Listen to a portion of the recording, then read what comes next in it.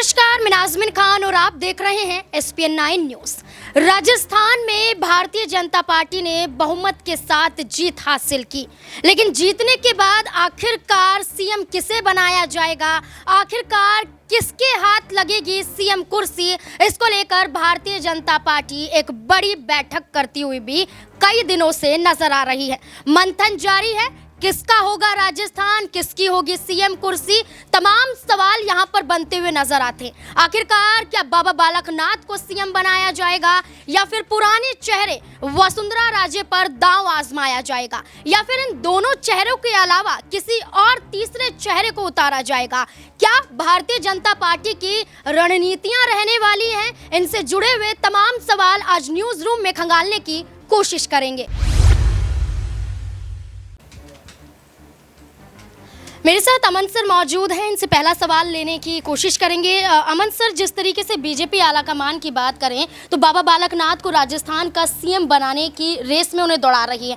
अगर बाबा बालकनाथ को राजस्थान का सीएम बनाया जाता है, आखिरकार इसकी असली वजह क्या हो सकती है? देखिए, बिल्कुल नाज़मीन, अगर देखा जाए तो लगातार बीजेपी के ऊपर ये बात उठती रही है, कहा जाता रहा है कि बीजेपी जो है वो हिंदुत्व की राजनीति करती रही है। भगवा का जिस तरह से लगातार प्रचार होता रहा है, तो ये ऐसे में अगर बालकनाथ को सौंपा जाता है राजस्थान, एक तरह के सीएम बनाया जाता है उनको, तो ये वही बात होगी। कहीं ना कहीं 2024 की प्लानिंग में देखता हूँ कि बीजेपी अभी से करने की शुरुआत कर चुकी है और बहुत ज़्यादा वक्त है भी नहीं, वैसे देखा जाए 6 महीने की बात है और इसमें लगातार बीजेपी हर समुदाय, हर लोगों तक पहुँच रही है। और देखिए, बड़ा स्पष्ट है बीजेपी का, अगर मैं देखूँ कि जिस तरह की उनकी राजनीति है, शुरुआत से अगर आप देखें कि उनकी बड़ी स्पष्ट एक नीति है और राजनीति है कि उनको 90 या यूँ कहें कि 85% की जो राजनीति है वो करनी है, उनको किसी भी तरह से अपने हक में रखना है। और ये लगातार बीजेपी कर रही है कि तमाम सारे मुद्दे एक तरफ, लेकिन जो हिंदुत्व का मुद्दा है वो एक तरफ लेकर चलती है। और देखिए, 2024 की बात करें तो उस समय राम मंदिर का भी कहीं ना कहीं जैसे शुरुआत होगी, तो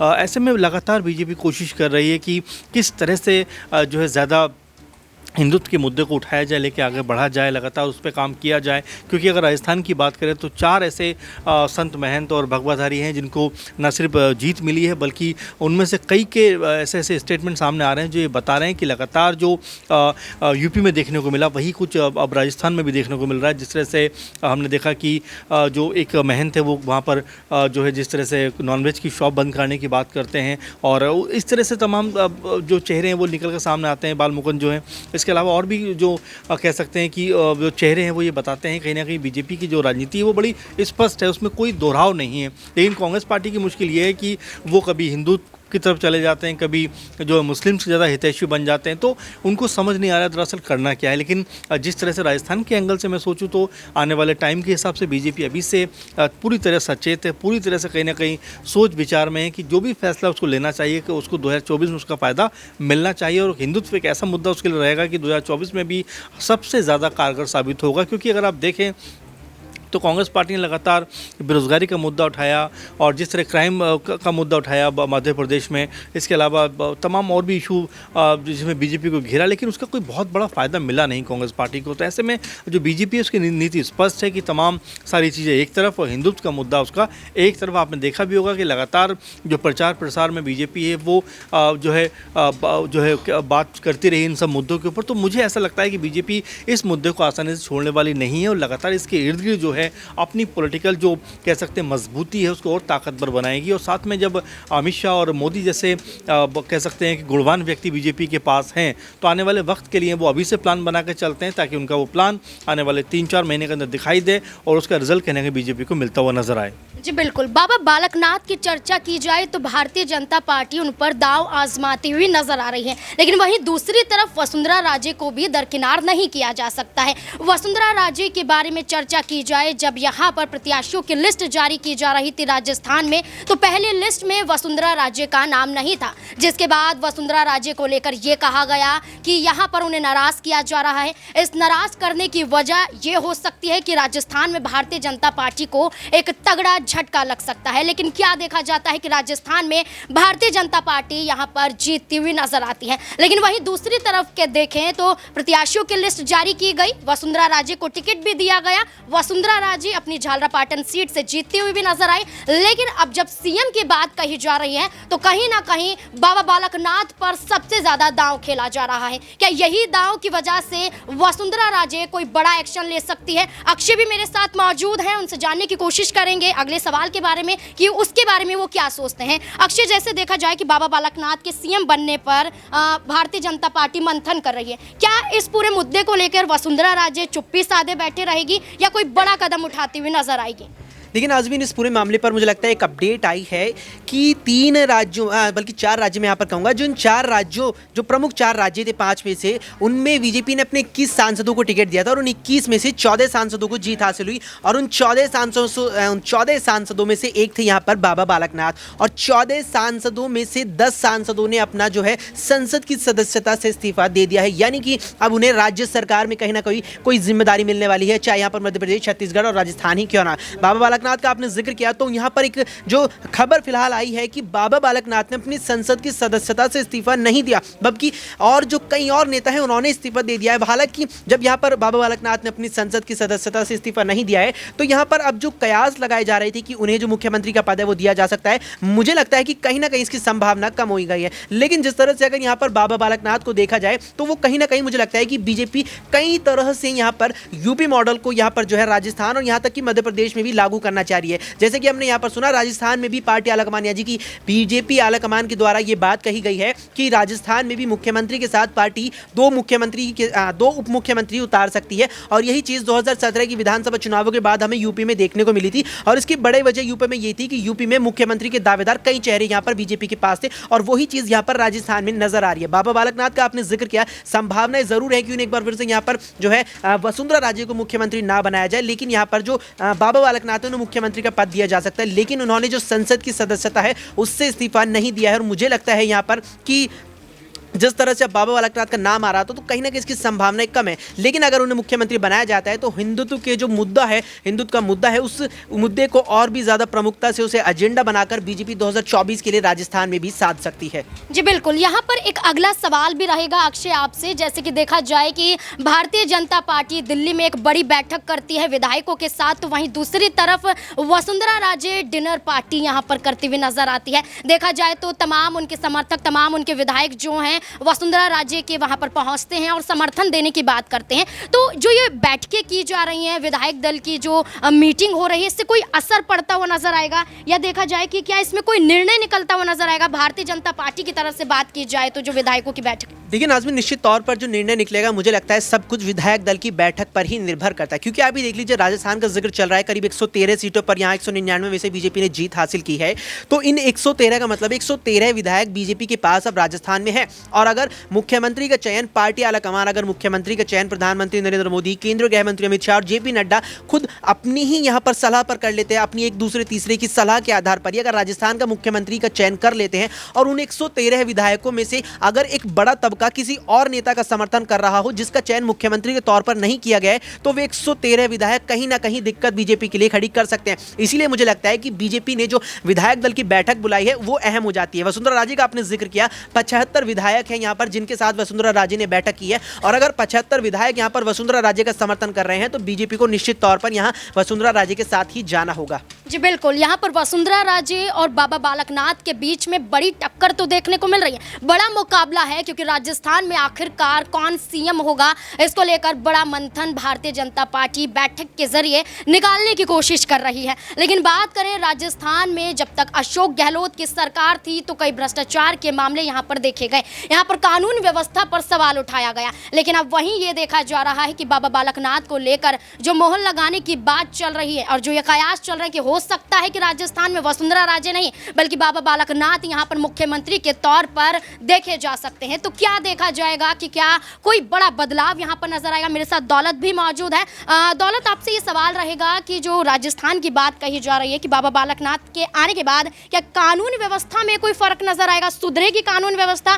क्योंकि बाबा बालकनाथ को लेकर देखा जाए तो प्रशासनिक अनुभव उनके पास नहीं है, अभी सीधे तौर पर पहली बार यहाँ पर मुख्यमंत्री की रेस में देखे जा रहे हैं। क्या लगता है कानून व्यवस्था राजस्थान में सुधरती हुई नजर आएगी? देखा जाए तो इस पहलू पर यहाँ पर बात हो सकती है कि कानून व्यवस्था को लेकर किस तरीके से है। अशोक गहलोत का अनुभव काफ़ी ज़्यादा है, लेकिन 2018 से लेकर 23 के बीच महिला अपराध में राजस्थान यहाँ पर जो है सबसे आगे देखा गया है। तो इस बीच यहाँ पर कानून प्रक्रिया को सुधारने के लिए यहाँ पर किसी नए नेता या फिर ऐसे नेता की ज़रूरत है जो इस तरीके इन सब चीज़ों को सीरियसली ले, जिसमें हमने एक योगी मॉडल देखा है, बुलडोजर मॉडल, और यहाँ पर योगी आदित्यनाथ की तरह ही दिखने वाले बाबा बालकनाथ की बात यहाँ पर की जा रही है कि उनको योगी मॉडल के तहत राजस्थान में उतारा जाए। यहाँ पर क्या बाबा बालकनाथ वाला बुलडोजर जैसे योगी वाला बुलडोजर होता है, यहाँ पर ये सब चले तो पूरी बीजेपी यहाँ पर तैनात है कि पूरी तरीके से हिंदुत्व एजेंडा लेकर यहाँ पर जो हमेशा उनकी जो विचारधारा रही है उसको लेकर यहाँ पर राजस्थान में भी करें। जैसे यूपी उन्होंने पक्का कर रखा है, वैसे वो राजस्थान को भी यहाँ पर अपने पास रखना चाहते हैं, क्योंकि जिस तरह की बात यहाँ पर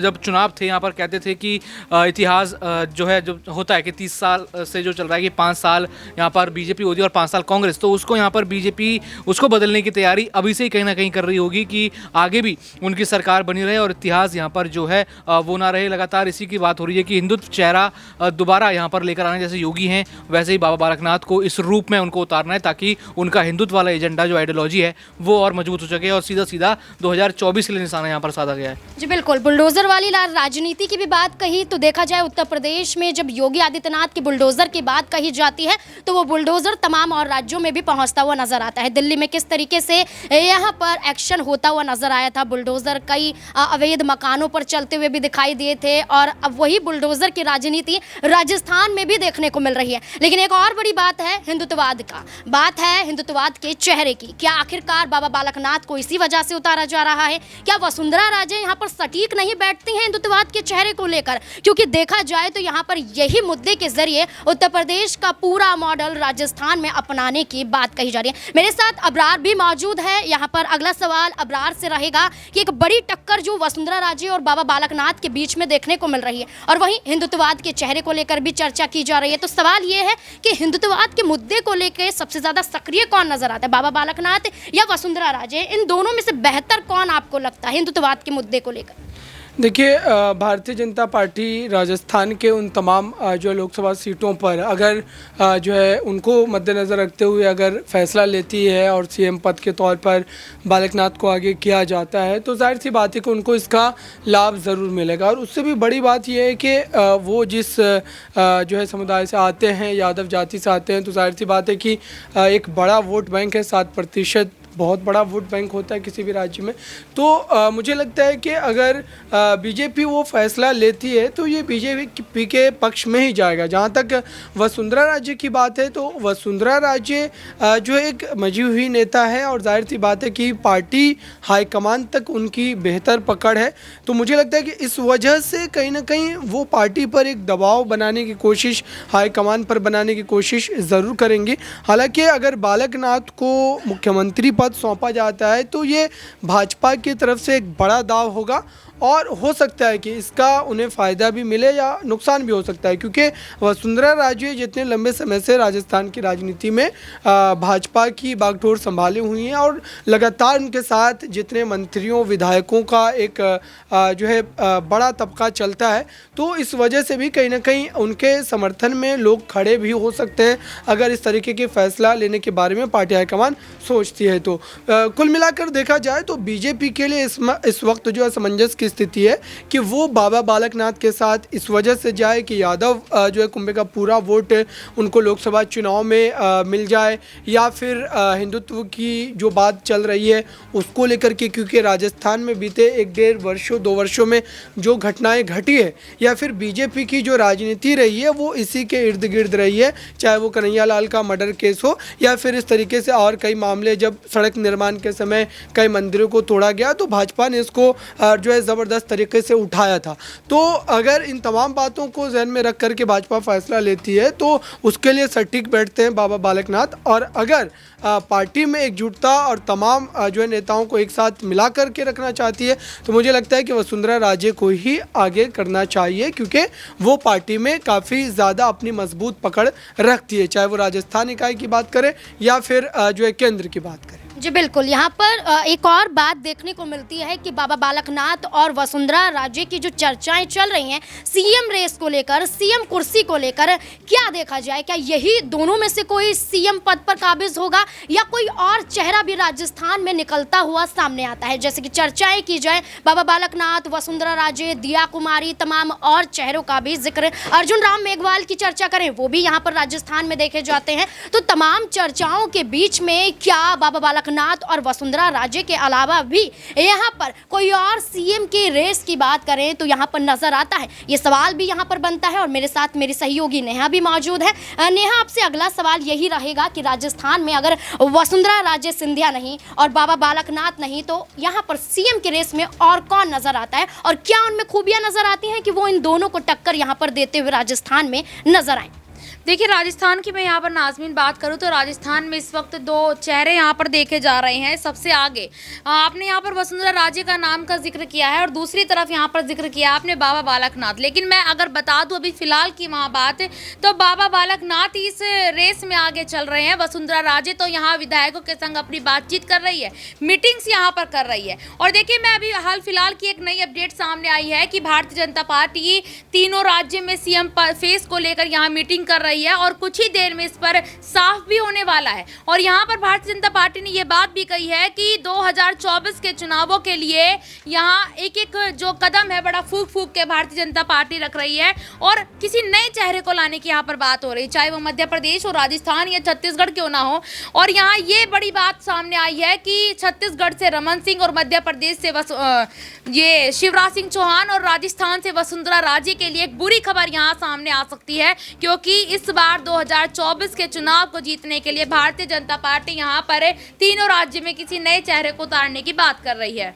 जी बिल्कुल, यहाँ पर दूसरे चेहरों की चर्चा भी की जा रही है, लेकिन राजस्थान में एक और समीकरण ये देखना होगा कि यहाँ पर भारतीय जनता पार्टी ने कैसे 5 साल वाली परंपरा को बरकरार रखा है। कैसे भारतीय जनता पार्टी की बात करें तो यहाँ पर बहुमत के साथ राजस्थान को जीतती हुई नजर आती है। राजस्थान में भारतीय जनता पार्टी 115 सीटें जीतती हैं। यहाँ पर बता दें कि 199 सीटों पर चुनाव हुआ और 199 सीटों पर जो चुनाव होता हुआ नजर आया उसमें अभी एक सीट बेशक बाकी है, लेकिन यहाँ पर भारतीय जनता पार्टी जो बहुमत के साथ आगे बढ़ी है, यहाँ पर क्या भारतीय जनता पार्टी बहुमत के बावजूद फंसती हुई नजर आ रही है या कोई बड़े कदम के साथ कोई बड़ी खुशखबरी आने वाली है? तमाम सवाल यहाँ पर बनते हुए नजर आते हैं। आपको बता दें कि जिस तरीके से ये देखा जा रहा है कि बहुमत के बाद भी भारतीय जनता पार्टी मुश्किलों में है, क्योंकि उनके कई विधायक ऐसे हैं और खुद वसुंधरा राजे यहाँ पर अलग मीटिंग करती हुई नजर आती है, डिनर का आयोजन करती है, तमाम उनके समर्थक, तमाम उनके विधायक पहुंचते हैं और यहाँ पर सहयोग वसुंधरा राजे को देते हुए नजर आते हैं और कहते हैं कि यहाँ पर वसुंधरा राजे को ही राजस्थान का सीएम होना चाहिए। मेरे साथ राकेश सर भी मौजूद हैं, यहाँ पर जानने की कोशिश करेंगे कि बहुमत के बावजूद भी भारतीय जनता पार्टी आखिरकार कैसे राजस्थान में मुश्किलों में फंसती हुई नजर आ रही है। जैसे कि पूर्ण बहुमत मिल चुका है, बहुमत मिलने के बाद विधायकों का शक्ति प्रदर्शन भी जारी है। जैसे वसुंधरा राजे की चर्चा कर ली जाए, तमाम विधायक, तमाम समर्थक वहां पर डिनर पार्टी में देखे जाते हैं और बीजेपी की मुश्किलें क्या सीएम पद तक के लिए पहुंचती हुई नजर आएंगी? क्या कुछ लगता है राजस्थान में ये सारी जो माहौल देखने को मिल रहा है?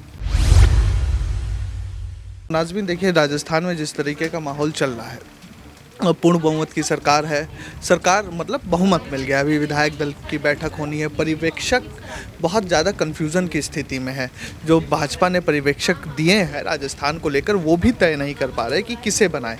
वसुंधरा राजे सिंधिया, मेरे को नहीं लगता है कि वो सीएम पद की प्रबल दावेदार है। कारण मैं आपको ये बता दूं कि वसुंधरा राजे सिंधिया को बीजेपी ना ही चुनाव प्रचार प्रसार के दौरान ना ही अब आगे करना चाहती थी। आपको याद होगा कि उनको टिकट देने में भी काफ़ी मतलब कि एक कशमकश की स्थिति में थी बीजेपी नहीं चाहती है कि व्यक्ति केंद्रित हो। आप अगर 2014 के बाद का मॉडल देखेंगे बीजेपी का शासन चलाने का, तो बीजेपी राज्य की इकाइयों को व्यक्ति केंद्रित नहीं करना चाहती है। वो सिर्फ एक पावर जो केंद्रीय समिति में ही रखना चाहती है, जहाँ पर वो माफ़ कीजिएगा मोदी जी हैं, अमित शाह है और जेपी नड्डा साहब हैं। तो ये एक अलग चीज़ है। अगर आप इसको बारीकी से देखें, उसी व्यक्ति केंद्रित राजनीति को ख़त्म करने के लिए वसुंधरा राजे को साइड किया गया। इसी के परिप्रेक्ष्य में मैं 30 सेकंड में मध्य प्रदेश का एक उदाहरण लूँगा। शिवराज सिंह चौहान कार्डर के आदमी है, वसुंधरा राजे कार्डर की आदमी नहीं है। इस फ़र्क को भी आप समझिए। शिवराज सिंह चौहान ने आरएसएस से लेकर बीजेपी के संगठन पर ज़मीन पर काम किया है। वसुंधरा राजे को उनकी राजमाता की वजह से बीजेपी उनको विरासत में मिली है। इस फ़र्क को भी आप समझिए। तो शिवराज सिंह चौहान व्यक्ति केंद्रित वहाँ पर केंद्र में बैठे नेता नहीं सोचते, लेकिन वसुंधरा राजे सिंधिया के लिए है। रही बात, आप बाबा बालकनाथ की बात कर रही हैं, यूपी और राजस्थान का फ़र्क भी समझिए।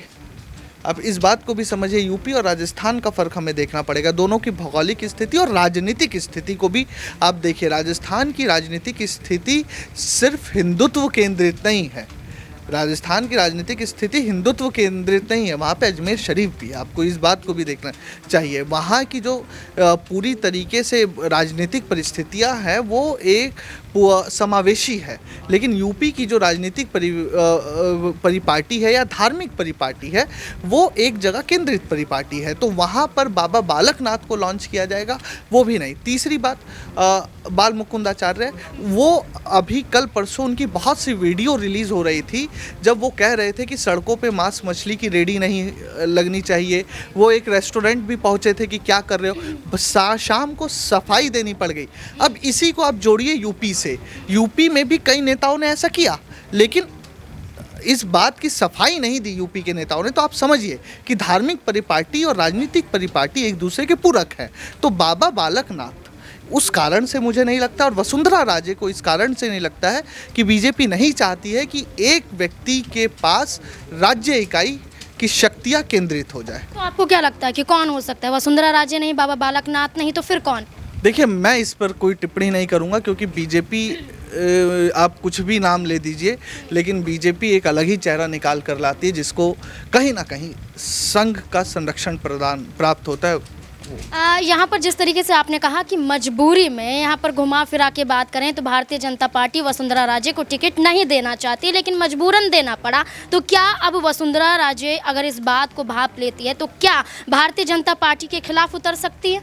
देखिए, वसुंधरा राजे को भी समझ में आ गया है। वसुंधरा राजे को समझ में ये आ गया है कि इस समय राष्ट्रीय अध्यक्ष राजनाथ सिंह नहीं है। वसुंधरा राजे ने इससे पहले भी एक बार बगावत की अलग जगाई समझ लीजिए, और उन्होंने क्या किया कि वो राजनाथ सिंह उस समय राष्ट्रीय अध्यक्ष थे। राजनाथ सिंह वाजपेयी साहब के ग्रुप के आदमी हैं, तो वो लोग समावेशी राजनीति की बात करते हैं। अब कार्डर चल रहा है नरेंद्र मोदी साहब का, वो व्यक्ति केंद्रित राजनीति की बात करते हैं। तो वसुंधरा राजे को भी पता है कि यहाँ पर नहीं चलेगा, यहाँ पर एक समय तक मान मनोबल होगा, नहीं तो उसके बाद उन्हें भूलना नहीं चाहिए सुमित्रा महाजन को। सुमित्रा महाजन भाजपा की दिग्गज नेता, आज वो कहाँ है? मध्य प्रदेश में चुनाव हुआ, ताई ताई लोग बोलते थे। मध्य प्रदेश के जो बड़े राजनेता है भाजपा के, कोई जिक्र सुमित्रा महाजन का नहीं हुआ। नितिन गडकरी देख लीजिए, वो भले ही केंद्र में है, मंत्री है, आरएसएस का संरक्षण प्राप्त है, लेकिन कोई चर्चा नहीं। वसुंधरा राजे जानती हैं अच्छे से कि ज़्यादा बोलोगे तो साइड में बिठा दिए जाएंगे, तो इसलिए वो भी उतना ही, वो देखें आप शादी में फूफा आते हैं, वो उतना ही नाराज़ होते हैं जितने में उनको घर से ना भगाया जाए।